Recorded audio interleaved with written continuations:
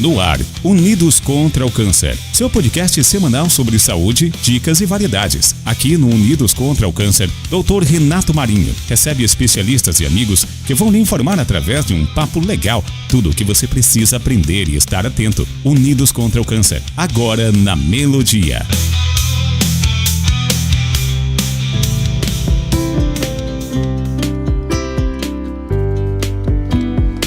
Olá a todos aí nos acompanhando na Melodia FM 87.9, Vitória da Conquista, e também no canal do YouTube Unidos contra o Câncer.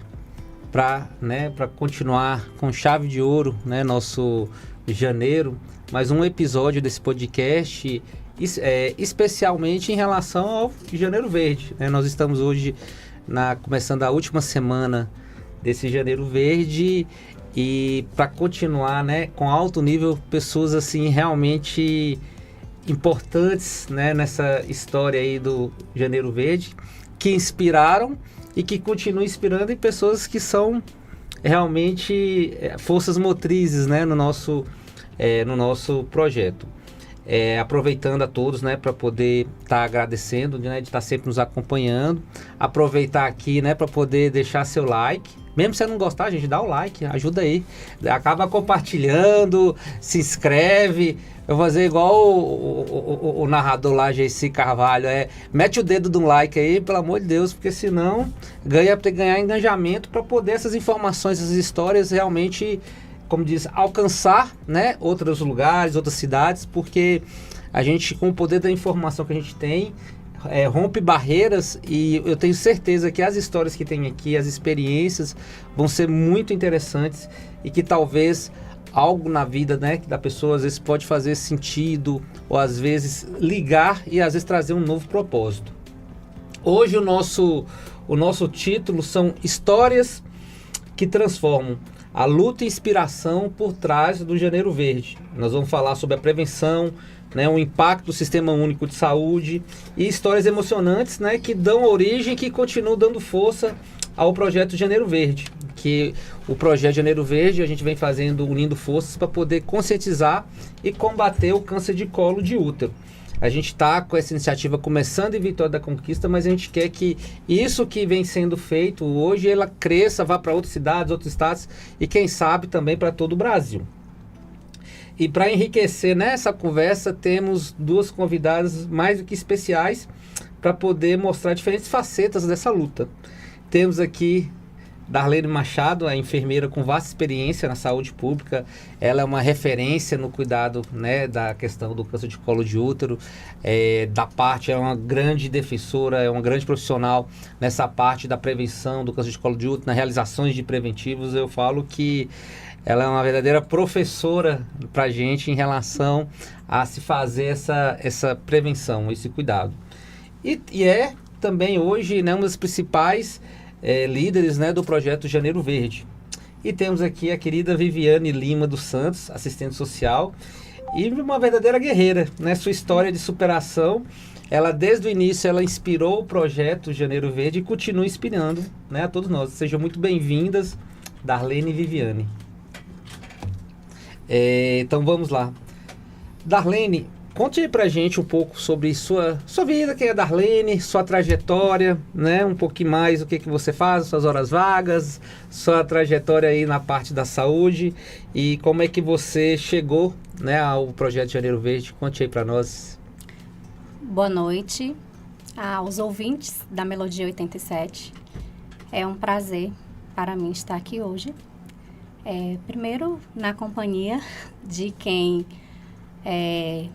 implementou esse projeto em nossa cidade e que representa muito, não só para a minha vida profissional, mas também para a minha vida pessoal.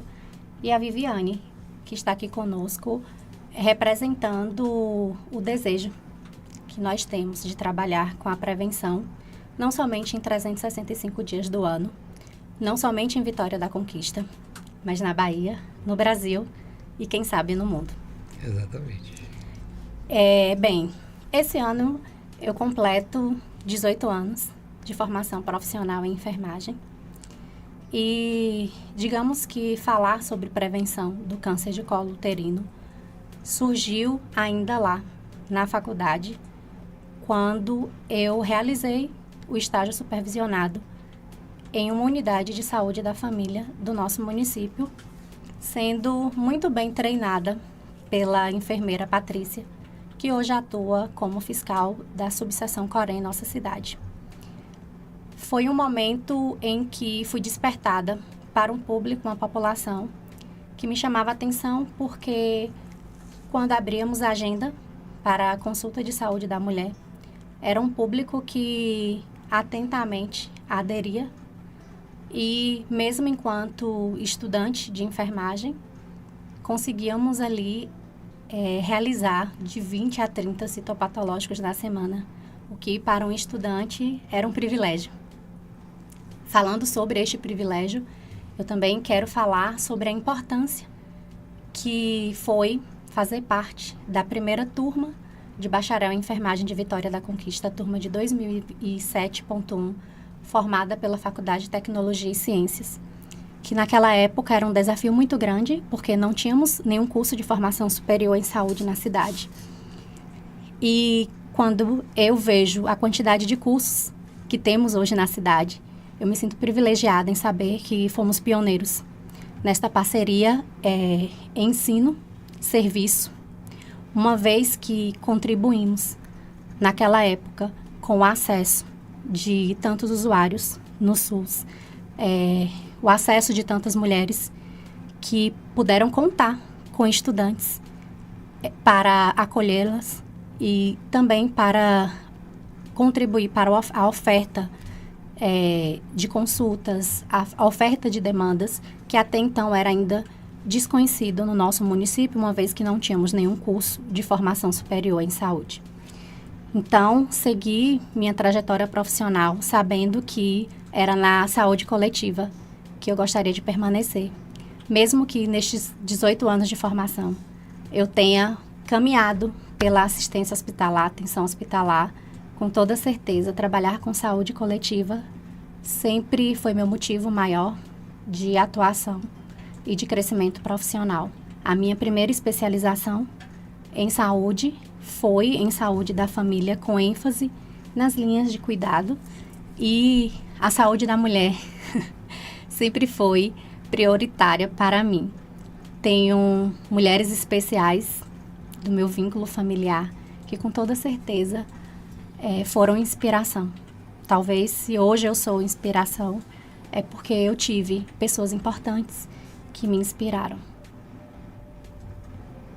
E como é que foi hoje? Aí foi na saúde da família. Acho que teve um período também que você, em Sergipe, trabalhou com projetos. Me conta aí como é que Sim. foi. E como é que está hoje, para onde você está indo. Me conta aí. Sim, eu tive uma experiência bem importante entre os anos de 2011 a 2014. Eu trabalhei no estado de Sergipe enquanto referência técnica pedagógica na área de saúde da mulher. Conheci uma profissional muito importante, a enfermeira Zaira, que me despertou ainda mais para o interesse em conhecer e me aprofundar nas questões relacionadas à prevenção do câncer de colo uterino. Era uma pessoa importante no estado na referência de saúde da mulher. E naquela oportunidade eu pude contribuir para a formação de profissionais da atenção básica local dentro do rastreamento e da qualificação do rastreamento do câncer de colo uterino. Naquela época ainda não tínhamos a implementação na rede pública de saúde da vacinação contra o HPV, mas tínhamos o rastreamento do câncer de colo uterino como um carro-chefe dentro da prevenção. Então, foi uma experiência que me qualificou não somente para a prática, a ponta assistencial, mas também para a prática de ser facilitadora nesse processo. E como é que chegou esse projeto de Janeiro Verde? Onde que Darlene se encontrou? Como é que foi aí esse flerte e essa entrada aí nesse projeto? Então, eu sou apaixonada pelo ensino-aprendizagem, pela docência, desde a minha adolescência. Até porque, antes de escolher a enfermagem, eu pensava muito em ser professora, em realizar a minha formação dentro da licenciatura. Então, sempre estive ali com o pezinho dentro da academia, dentro do ensino médio, do ensino superior. E eu pude, enquanto ainda enfermeira assistencial aqui do município de Vitória da Conquista, participar do primeiro simpósio Janeiro Verde, em 31 de janeiro de 2023, onde tudo aquilo que eu já tinha de conhecimento e de desejo dentro de mim na prevenção de câncer de colo, eu encontrei algo que poderia casar, que poderia vir de encontro ao meu desejo profissional. Na época, eu estava no processo de orientação de trabalho de conclusão de curso com alguns alunos da graduação de enfermagem que já estavam estudando estratégias de prevenção do câncer de colo de útero a partir de revisões de literatura. Foi então quando, no final daquele simpósio, daquela apresentação do projeto, muito escuro ainda, sem saber de fato o que seria o Projeto Janeiro Verde, mas eu fui tomada pela curiosidade e pela iniciativa de ofertar naquele momento talvez apenas a minha curiosidade de entender um pouco mais sobre o projeto e de poder falar sobre os projetos de pesquisas nos quais eu orientava à época. Então, conheci o Dr. Renato Marinho. Foi ao final foi justamente no final do simpósio. E me apresentei falando sobre o meu interesse de conhecer um pouco mais do projeto. E aí, conhecendo as características dela, a gente não é bobo, né? Trouxe para o projeto. E hoje vou te falar que é uma das principais forças aí que a gente vê no projeto e a gente tem muita coisa hoje para a gente poder desenvolver. Mas agora, nossa querida Viviane. Viviane, se apresente. Quem é a Viviane? Boa noite a todos. É um prazer enorme estar aqui falando desse projeto incrível, que eu tenho muito orgulho de fazer parte também. Eu sou Viviane Lima, tenho 39 anos, sou mãe, tenho 2 rapazes lindos, um rapaz de 18 e um de 15 anos. Já tive lutas na área da saúde também, porque eu tenho um filho com paralisia cerebral, então já era muito ativa na questão da busca pela saúde. E em fevereiro de 2022, eu tive o diagnóstico de câncer do colo do útero. E como é que foi de ter esse diagnóstico e da onde que tem uma ligação aí de Viviane com esse projeto? Me conta aí se alguém contou alguma coisa, da onde que essa história aí acabou tendo todo esse tempo que passou, né? A gente aí já tem 2 anos de projeto. Você consegue falar o que teve da sua história aí para poder você hoje ser, como diz, uma das musas inspiradoras aí do projeto? Bom, na minha caminhada, eu tive o prazer e a honra de conhecer o Dr. Renato Marinho. Fui sua paciente aqui na Unaconde, Vitória da Conquista. E ele cuidou do meu tratamento, O primeiro tratamento eu iniciei com quimioterapia, radioterapia, braquiterapia e logo depois passei por uma cirurgia e tive algumas internações, umas dificuldades após o tratamento, e ele me acompanhou na UTI, onde eu fiz hemodiálise, tive insuficiência renal, tive muitas complicações, mas venci toda essa jornada.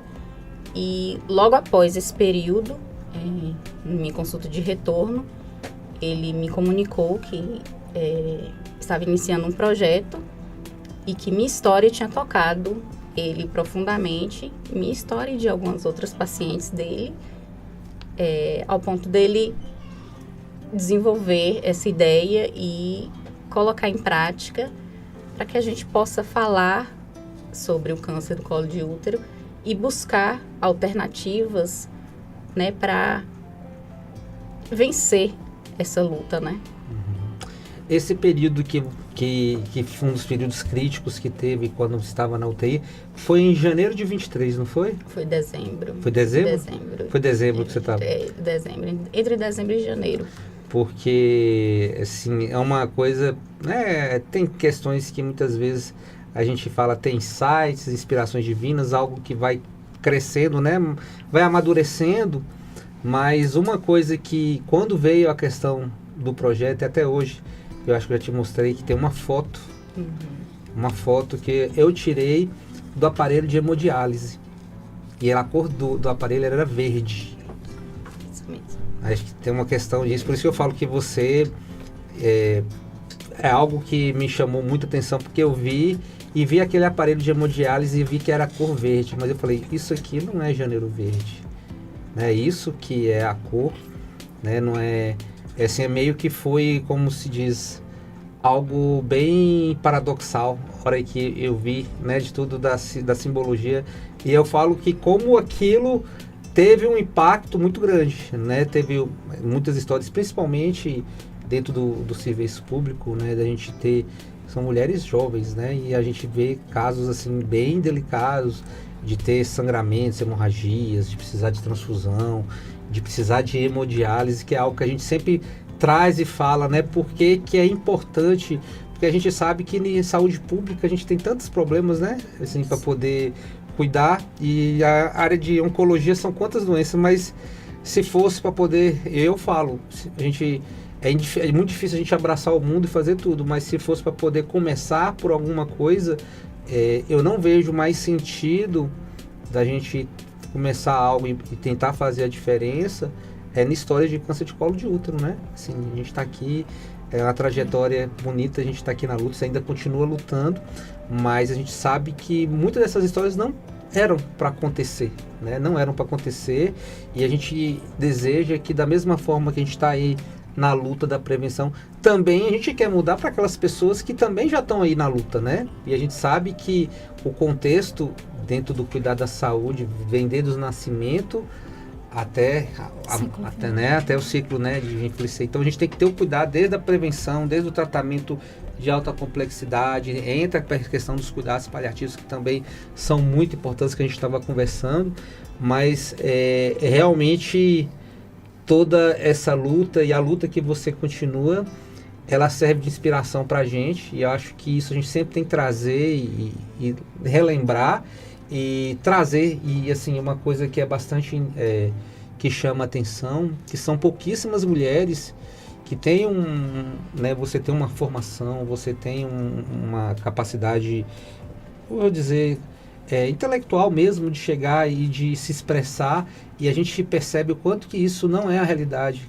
Quantas mulheres, porque a gente vê muita gente levantando bandeira, câncer de mama, falando de câncer de mama, câncer de próstata, mas câncer de colo de útero são poucas as mulheres. Então eu falo que a importância sua que você tem aqui, de você vir falar, explicar como é que é toda essa trajetória, de quando foi chegar ao diagnóstico, como é pela luta que você está, eu falo como é que é importante, a gente quer que realmente outras mulheres, outras Vivianes tenham voz, né? Porque muitas dessas mulheres não têm voz. Você tem sua voz, você inspirou outras pessoas a poder estar aí junto, mas a gente sabe que tem muitas mulheres que, a grande maioria delas, não acabam não falando, não tendo voz. Então, por isso que eu vejo esse programa de hoje, assim, fundamental, para as pessoas tentarem entender o que é câncer de colo de útero, o que é uma pessoa jovem ter, e o que é você tentar fazer um projeto e tentar fazer alguma coisa de diferente. Então, eu só, já aproveitando de novo, já agradecendo por você estar aqui, porque toda vez que você está em algum momento e que você participa e traz sua história, traz sua vivência, é algo que nos enriquece muito.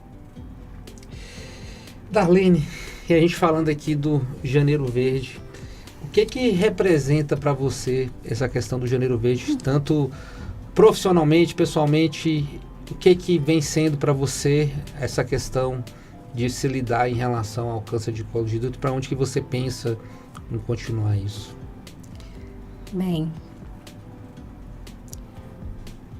na verdade nós temos já conhecido, inclusive, um estudo do Instituto Nacional do Câncer, do INCA, em 2023, revela muito bem o perfil da mulher acometida pelo câncer de colo de útero no nosso país. Nesse perfil revela que temos mulheres pretas, pobres e de baixa escolaridade.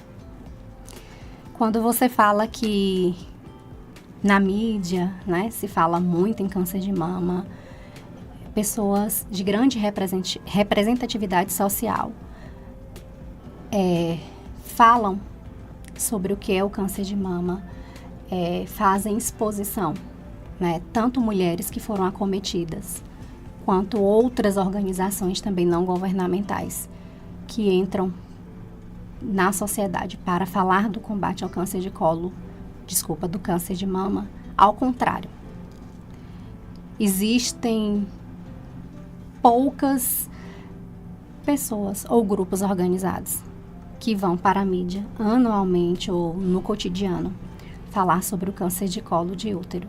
Na nossa realidade, talvez de forma isolada, no Março Lilás, né, em homenagem à alusão à data, ao mês promovido pelo Ministério da Saúde. E eu confesso que até mesmo eu, enquanto profissional de saúde, enquanto enfermeira, eu conheci o Janeiro Verde, que é uma data, que é um mês que se fala sobre prevenção do câncer de colo de útero a partir daquele simpósio, em 2023. E um movimento mundial, né? Exatamente. Então, imagina que temos vozes silenciadas.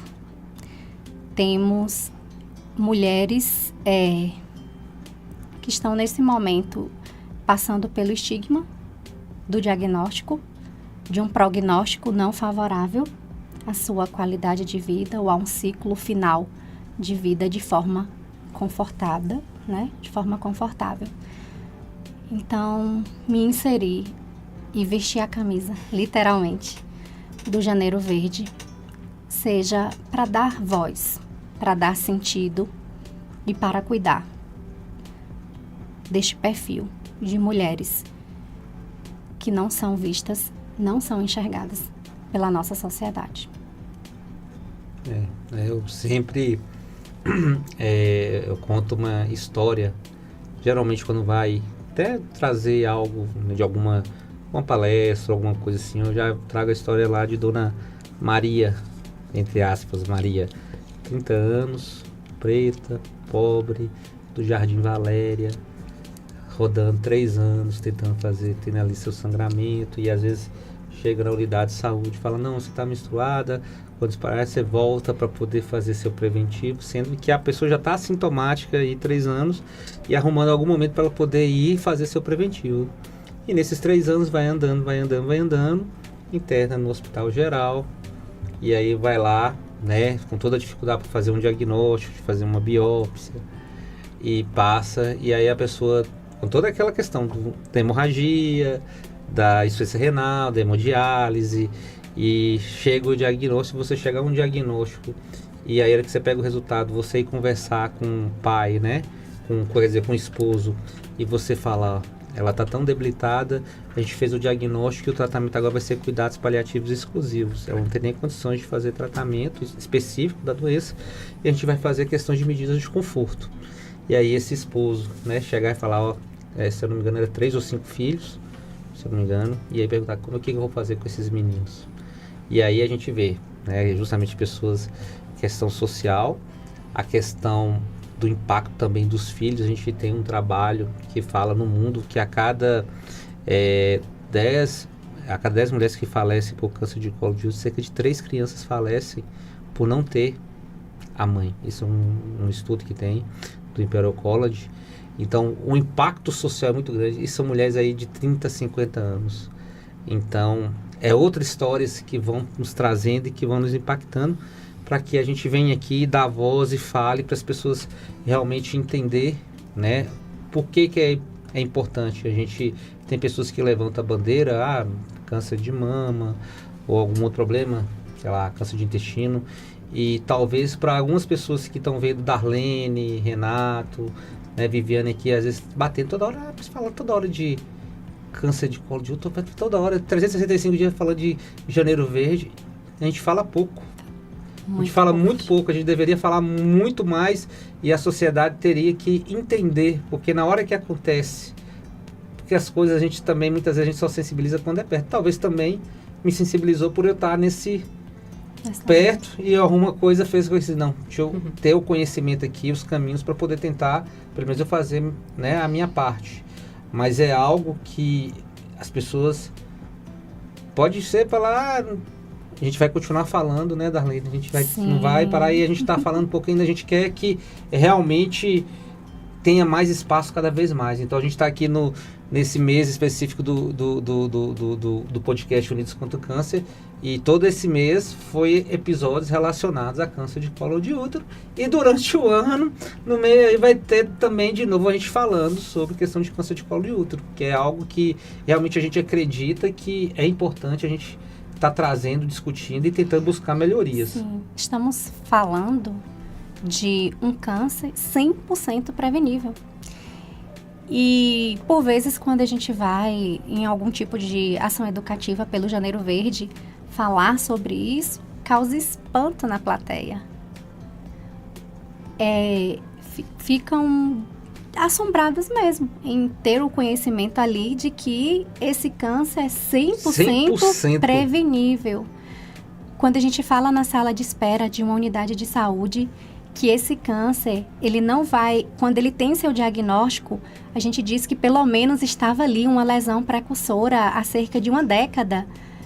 Causa espanto, porque ainda é muito pouco falado, não somente sobre o que é o câncer de colo uterino, mas como ele se desenvolve, quais são seus fatores de risco, quem é a população que está ali susceptível mesmo, e que existem mais do que isso, que existem formas de prevenção que são acessíveis na nossa população. E quando a gente conversa que é 100% prevenível e você tem vários momentos que você pode atuar e você acontece de ter um diagnóstico tardio ou uma morte de uma pessoa com câncer de colo de útero, que é algo também que a gente não coloca.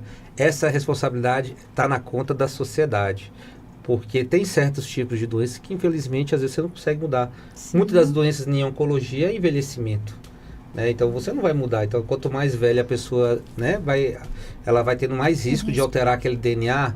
Então questões hormonais, né, que às vezes a pessoa não pode escolher, né, às vezes um mundo de vida hoje é muito alterado, uma mutação genética, né, uma alteração genética que ela herda ali de geração em geração, ela não pode mudar. Apesar que do ponto de vista tecnológico existe algumas coisas, mas assim, são coisas que não dão para poder realmente modificar. Mas se a gente pensar que câncer de colo de útero é 100% prevenível, então a gente sempre levanta o alerta. Quando acontece de ter um diagnóstico, né, doença mais avançada, a pessoa perde uma vida, a gente como sociedade falhou em algum momento.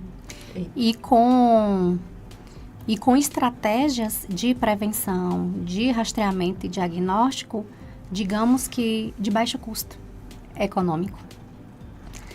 Baixíssimo custo econômico, digamos assim, né? Aproveita aí e fala pra gente a questão hoje da prevenção, o que é o principal, né? O que a gente tem que batalhar e reforçar em relação a essa prevenção.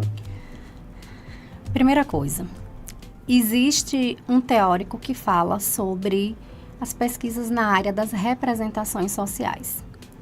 O que representa na vida daquela mulher ter um câncer de colo de útero, ter um câncer de mama, ter uma doença renal? O que representa, né, para aquele portador que se depara com o diagnóstico, a partir dali o que representa aquilo para ele? Então eu costumo dizer que antes mesmo de falar sobre câncer de colo de útero, eu preciso falar sobre a saúde da mulher com integralidade. Quem é essa mulher? Para quem eu estou falando? Quando a gente estuda comunicação assertiva, a gente aprende que é melhor perguntar como você se sente do que se está tudo bem. Porque estamos falando de mulheres que, por vezes, têm a autoestima baixa, por vezes são mulheres que sofrem violência psicológica, violência sexual, violência doméstica, e que não vão, de maneira alguma, dar importância ao seu corpo físico, à sua saúde mental. Então, para ela não é importante conhecer algo que vá rastrear um problema. Ela já tem muitos problemas, ela já carrega muitos problemas consigo. Então, conhecer algo que vai rastrear... A prevenção antes de acontecer, Antes né? de acontecer, então isso não é relevante para a vida desta mulher. Então, antes mesmo de trazer estratégias de prevenção, de rastreamento do diagnóstico precoce do câncer de colo de útero, é preciso falar sobre dignidade, falar sobre trabalho e renda, falar sobre autoestima, falar sobre saúde mental para esta mulher. Porque somente assim ela vai entender sobre tudo que ela tem à disposição em relação a autocuidado. E aí entra o rastreamento por meio do Papa Nicolau, por meio do preventivo na atenção básica em saúde. Entra a importância dela entender que se ela tem um filho menor, ela vai cuidar de conhecer o calendário básico de vacinação e saber que dentro daquelas vacinas tem uma vacina que é a vacina contra o HPV e vai prevenir contra o câncer de colo de útero, porque eu me cuido, eu cuido dos meus. Então, é um ciclo. Todo profissional de saúde, ele precisa entender sobre estas questões, sobre o que representa ter saúde, ter doença, o que representa ser mulher na nossa sociedade. É engraçado que ela falando da prevenção, de todos esses cuidados, eu fico lembrando assim que talvez não era para eu ter passado por isso. Porque quando você fala, eu sempre vejo suas entrevistas e você sempre fala que quando chega, né, uma mulher já em estágio mais avançado, o sistema falhou. E é exatamente o que eu sinto, porque, como você falou, eu sou uma pessoa que tem conhecimento e tal. Eu sempre fiz os meus exames direitinho. Eu fazia o Papa Nicolau certinho. Deixei de fazer na pandemia. Quando veio a pandemia e tal, e aí todo aquele cuidado, como eu tenho uma criança especial em casa, a gente evitava hospital, posto de saúde, tudo para não ter o risco. E logo em seguida eu já estava com sintomas de sangramento, já era, né, um estágio muito preocupante. Acho que o meu diferencial foi ter conhecimento dos meus direitos, né, de buscar a saúde. Como eu não estava conseguindo um exame ginecológico no posto, justamente pelo que você falou, o médico fala, você está sangrando, tem que parar o sangramento para fazer e tal. Meu namorado, na época, foi brigar, né, foi na Secretaria de Saúde questionar, porque eu chegava no pronto-socorro sangrando e tomava medicação para diminuir o sangramento, mas não internava para ver o que era e tal, e ele foi questionar, né, porque ele já estava preocupado, era dia sim, dia não, no pronto-socorro. E a gente conseguiu uma consulta com um ginecologista, onde ele fez uma avaliação, né? Ele, de verdade, olhou tudo direitinho e, olhando, ele conseguiu ver que tinha uma lesão, que tinha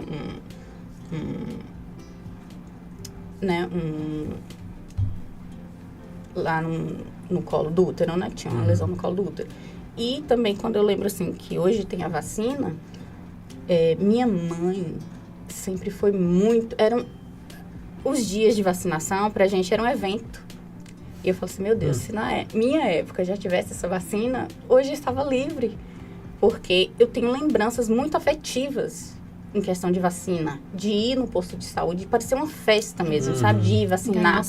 Porque minha mãe tinha o maior orgulho dela, era o meu cartão de vacina completo. E assim foi comigo também, os meus filhos. Eu chegava com meu filho na pediatra, ela falava, ai, que coisa linda, o cartão dele tá certinho a vacinação. Então eu penso assim, meu Deus, se na minha época de adolescente tivesse já essa vacina, eu não estava passando por isso. E hoje os meus filhos são vacinados, os filhos das minhas amigas são vacinados, porque eu cobro, eu pergunto, eu questiono, porque se tem a vacina, por que não evitar? Se na minha época tivesse a vacina, hoje eu não estaria passando por tudo que eu passei.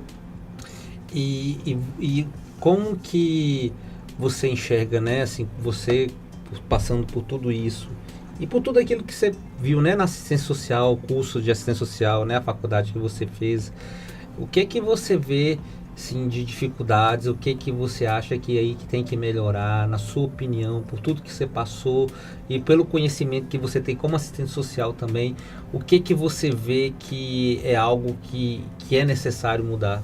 Eu acho que a gente precisa buscar uma qualidade melhor dos preventivos, um cuidado maior também, porque eu fiz preventivo e toda a minha vida, todos os meus preventivos davam uma inflamação. Cuidava ali daquela inflamaçãozinha, pronto. Acabou. Não era investigado, não sei se tinha que ser e tal. Um cuidado maior.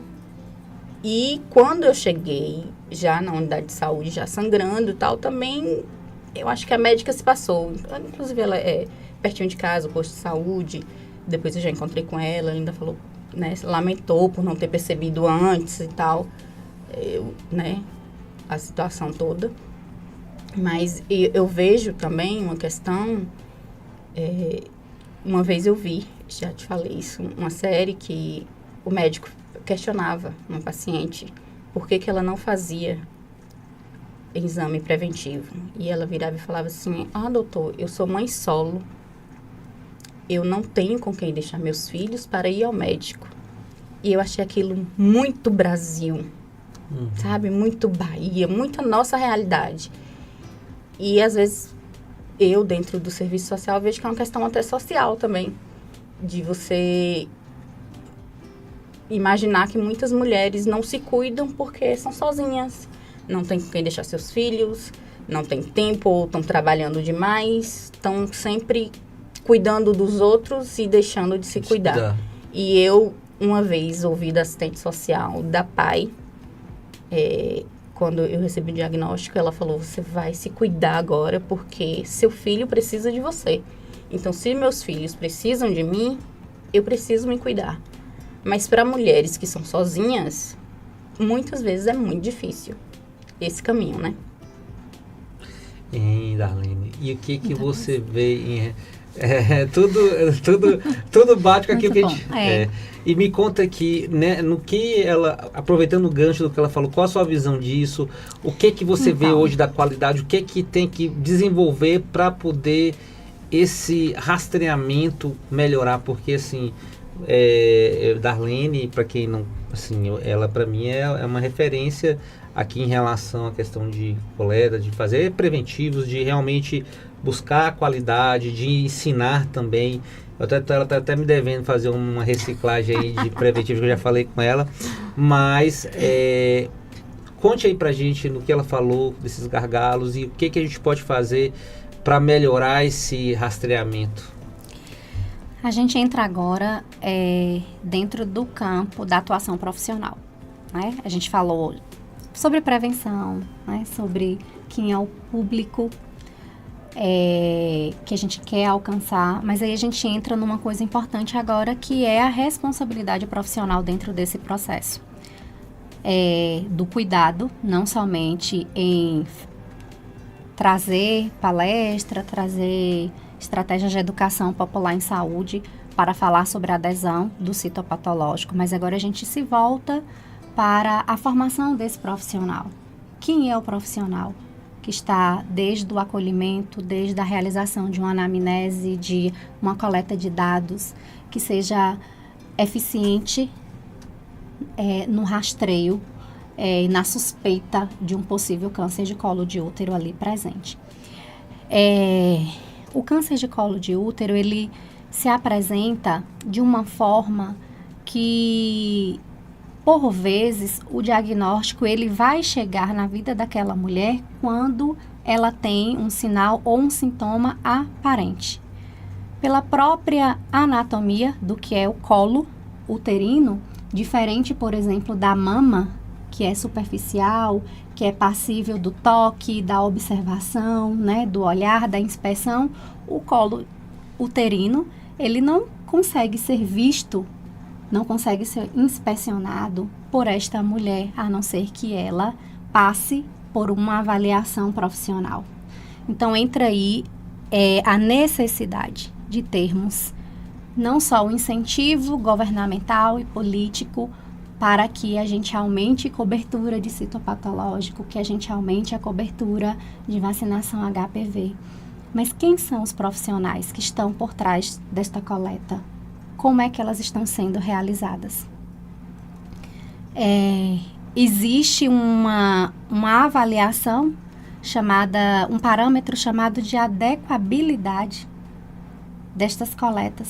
Então, eu preciso saber que não é só coletar, elas são adequadas a um diagnóstico.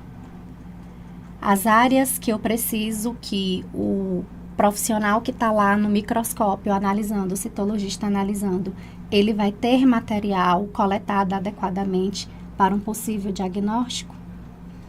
Quando a gente fala que tem aí essa janela de quase 10 anos para a instalação, né, de um carcinoma, de um câncer de colo uterino, e você diz que só ficou sem realizar na pandemia, mas era uma mulher preocupada com a sua saúde e que realizava, né, na rotina um Papa Nicolau, o preventivo, e só aparecia inflamação. Aí a gente entra nas questões mesmo de interesse profissional, de investigar se as queixas presentes, as recorrências naqueles laudos. E não somente isso, buscar entender, compreender o perfil da mulher que eu tenho na minha população de atendimento, como você disse, né? Trouxe também as questões que envolvem a mãe solo, a mãe que trabalha, a mãe que não tem com quem deixar o filho. E aí entra também a responsabilidade profissional de compreender o perfil da mulher daquele território. Quais são as estratégias que eu posso utilizar para coletar adequadamente, fazer análise de laudos e conhecer o perfil da mulher a ser atendida. Por que ela não vem? Por que eu agendo e não vem? Quem é a mulher? Ela é trabalhadora? Qual é a gama de faixa etária que eu tenho ali, o intervalo de faixa etária? São mulheres que têm muitas crianças menores.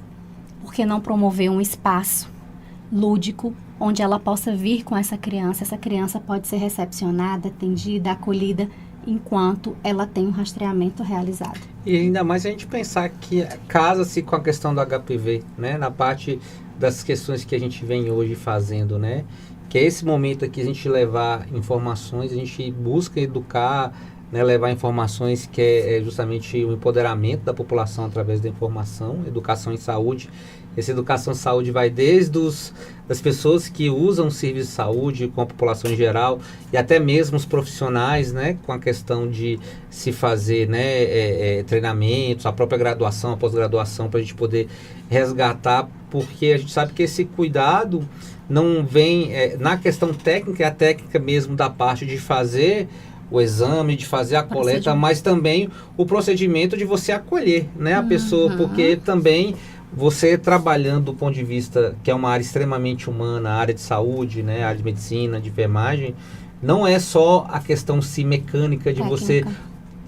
Porque eu falo que até a questão da humanização, do abordagem psicológica, ela faz parte da técnica. Um bom profissional, tecnicamente, se ele fosse pensar, ele teria que investir na parte do acolhimento, na parte da humanização, da escuta qualificada. Então, às vezes a pessoa fala assim, ele é técnico, ele sabe fazer um diagnóstico, mas não dá nem um bom dia, ele sabe... Não, então, tecnicamente, é falho, né? Essa técnica é maior. Agora, a forma é da gente poder desenvolver também como é que você cuida, como é que você cobra também para que isso, essa educação do profissional em saúde, e como vai ser essa atuação, que é algo que é bem complexo para poder... E uma educação que seja permanente. Nós temos rotatividade de profissionais muito grande na atenção básica, na atenção primária em saúde. Então, essa educação, ela de fato precisa ser permanente. Precisa envolver equipes multidisciplinares e que seja constante. Precisa haver uma atualização. A nossa população, ela é variável, né? Então, eu não tenho o mesmo perfil o tempo todo. Esse perfil ele vai sendo modificado com os nossos contextos populacionais. E me conta aqui, com toda a sua história, Viviane, que você vem tendo, o que você hoje conversa com as pessoas, o que você fala hoje, o que você pensa, você como Viviane, com essa trajetória que você tem, o que você pensa em relação, né? É lógico, depois a gente, também aproveitando para poder você falar para as pessoas como é que está hoje seu tratamento, como é que você está, como é que você vê você nessa trajetória e o que muda em relação, porque você é uma voz, né? Acaba, queira ou não, você é uma voz. O que você vê, o que você pensa, e conte aí pra gente como é que está sendo essa trajetória sua aí no tratamento. Desde então, a questão é sempre se cuidar. Eu sempre cobro, né? Das minhas amigas, da família, de todo mundo, buscar sempre o cuidado. Porque eu que já me cuidava, estou passando por isso, imagine quem não se cuida. Então, em todas as conversas com as minhas amigas, eu estou sempre cobrando, alertando. Quando tem entrevistas suas, eu estou mandando para todo mundo, estou divulgando, porque é importante, né? Saber, porque talvez se eu tivesse, há um tempo atrás, escutado uma entrevista de um doutor Renato falando dos sintomas, talvez tivesse me despertado muito mais rápido, né? Para isso. Então, é sempre cobrar das amigas, de todo mundo da família, os cuidados. E eu depois de tudo, da cirurgia, fiz a cirurgia, eu fiquei 1 ano e 2 meses, né, em acompanhamento. Só em acompanhamento, a doença estava em remissão. E no exame de rotina, né, de imagem e tal, e notou-se que tinha uma recidiva. Aí eu passei por outra cirurgia e tal, mas aí meu cirurgião preferiu não mexer, porque estava, né, muito enraizado, assim, não. Preferiu mandar para o tratamento, para depois ele ver o que vai fazer. E aí voltei para o tratamento, estou na minha 11ª quimioterapia, firme e forte. A primeira foi difícil, né, tive uma internaçãozinha, as plaquetas baixaram, fiquei uns diazinhos no hospital, mas aí todo cuidado, tomo sanguinho e tal. E aí depois dei seguimento, mas tudo muito tranquilo. Eu tive sorte, assim, porque os meus tratamentos não foram, eu não tive muito sofrimento, assim, porque eu vejo muitas pessoas sofrendo muito, assim, com reações, né? Primeiro tratamento mesmo, eu fiz minhas 6 quimioterapias, 29 radioterapia, 4 braquiterapia e não senti nada. Nada, nem enjoo, nada. E agora no segundo tratamento, só a primeira que eu tive a internação e tal, e depois sintomas muito leves, assim, um enjoozinho uma vez ou outra, né? O paladar que muda nos primeiros dias, a alimentação fica um pouquinho mais difícil, mas no mais, tudo muito tranquilo. Consigo cuidar dos meus filhos, né, ajudar em casa. Eu sou um pouquinho mimada, né? Minha mãe não deixa eu ficar fazendo muita coisa e tal. Tem meu filho, já um rapaz, que me ajuda com meu filho, que é especial e tal. É uma criança que tem paralisia cerebral, então ele depende 100% da gente o tempo todo. Mas eu consigo fazer tudo ali dentro do possível e tenho me sentido muito bem nos últimos dias, graças a Deus. E para subir uns lances de escada, você tá bom, não tá? Eu tive que correr atrás de você, eu tava sem fôlego atrás de você para poder subir. Ainda tá bem, hein? Coisa boa. Me conta aqui, Darlene, como é que tá sendo aí nesse mês, as ações do Janeiro Verde, o que foi feito esses dias? Conta aí pra gente o que você pensa demais em relação ao futuro aí das ações do Janeiro Verde. O janeiro tá acabando, mas o projeto tá só começando, né? Então, esse ano o Janeiro Verde, ele veio com uma proposta, digamos que mais expansiva, né? No sentido de falar sobre prevenção do câncer de colo de útero, porque agora a gente vem com uma lei, né? Éramos só um projeto, mas hoje nós somos lei, né? Ganhamos espaço, como eu disse lá atrás, em 2023, quando eu me ofereci para ali só entender o que era o Janeiro Verde. Não tinha dimensão, de fato, onde chegaríamos, quem seríamos no decorrer dos últimos meses. E esse ano, em 2024, nós ganhamos espaço com parceiros importantes, a Secretaria Municipal de Saúde de Vitória da Conquista, o Hospital SAMU, parceiro importante com a educação, Faculdade FAINOR, a própria UFBA, onde estamos inseridos enquanto projeto de extensão e pesquisa. Então, esse mês a gente iniciou com planos importantes, não somente para o mês de janeiro, mas com propostas que eu espero que cresçam ao longo do ano, né, de todo o ano de 2025, e que agora seja extensivo, não somente dentro do campo da saúde, né, onde estamos atrelados, mas que a gente comece a passear por toda a nossa sociedade, né, pelos comércios, pelas escolas, que ganhe notoriedade, que seja permanente, né? De fato, que seja a vantagem todo da ano. A vantagem da lei é justamente o caráter, né? A princípio, até não ser revogada, ela é permanente. Permanente. E é isso, a gente quer ganhar novos espaços. Esse espaço criado aqui hoje, a gente sabe que nós temos uma população que gosta, né, de ouvir a rádio, então é um espaço muito importante onde a gente quer estar inserido e quer permanecer durante o ano de 2025. Então, com toda certeza, em janeiro de 2026, nós teremos ainda muitas histórias para contar, como está sendo janeiro de 2025. Aproveitando, né, que eu falo, tudo que é bom dura pouco. Já está acabando o programa, né? A gente aqui na rádio e no YouTube, Unidos contra o Câncer. Eu queria que vocês deixassem suas mensagens finais, suas considerações para as pessoas que estão nos ouvindo, nos assistindo. O que de mensagem? Fique aberto aí, cada uma deixando sua mensagem, sua consideração final daquilo que a gente está, daquilo que a gente não conversou. Né? Porque a gente vai ter que trazer depois de novo, né? Essas convidadas de honra aqui. Mas o espaço é todo de vocês para poder falar, né? Fechando esse podcast que para mim é muito do aspecto afetivo, ele é muito forte. Bom, eu quero falar que para mim é uma honra, de verdade, estar aqui hoje podendo falar, porque todas as vezes que eu puder falar sobre o câncer de colo de útero, onde eu estiver, eu vou falar. E para as mulheres, se cuidem. Para os homens, cuidem das suas mulheres. Cobrem que elas se cuidem.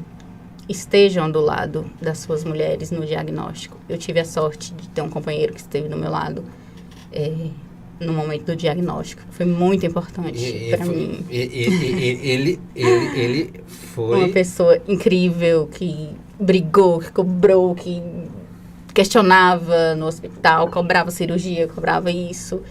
E eu me senti muito acolhida, né, nesse momento. Eu tenho uma rede de apoio maravilhosa. Eu tenho uma família incrível. Minha mãe é uma mulher incrível, que tem uma força imensa e me sustentou todo momento. Minhas tias, por parte do meu pai nos deixou em 2020 por um câncer também. E a família dele esteve do meu lado, assim, 100%. Eu sou muito grata a eles, as minhas tias, meus tios, por tudo. As minhas amigas, eu vejo a Preta Gil lutando lá também.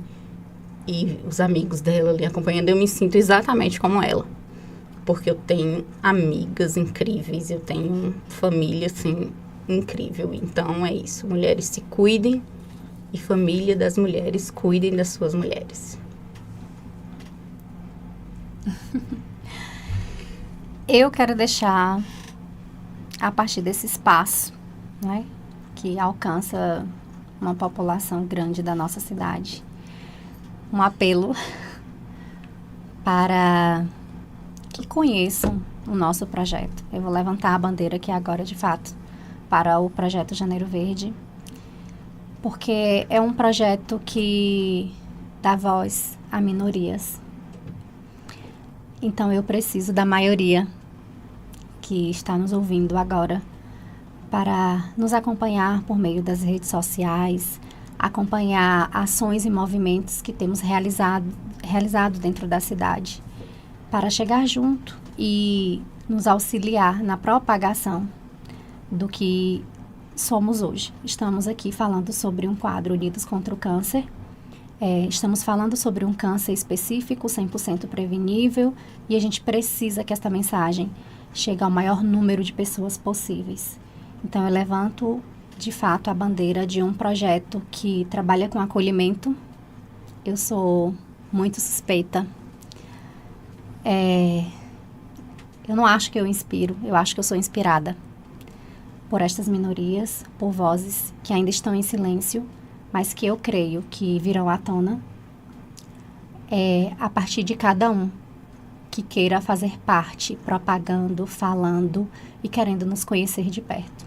Então, esta é a minha mensagem. Conheçam Janeiro Verde, nos recebam, onde quer que estejamos. Gente, como vocês podem ver, né, assim, foi uma honra, né, de estar com Darlene, com Viviane aqui nesse episódio.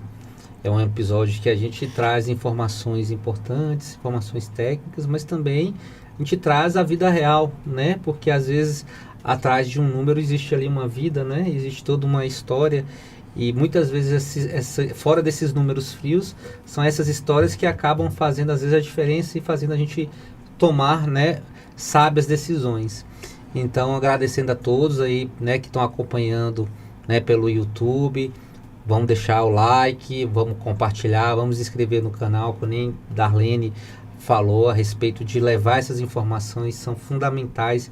Quanto mais pessoas puderem estar acompanhando, alguma pessoa que às vezes ali está na dúvida, e às vezes nesse momento que a gente traz informação ali, a pessoa liga o alerta e talvez ela mude algo que depois ela não consiga mudar. Então, gente, informações salvam vidas e o poder da informação é muito grande.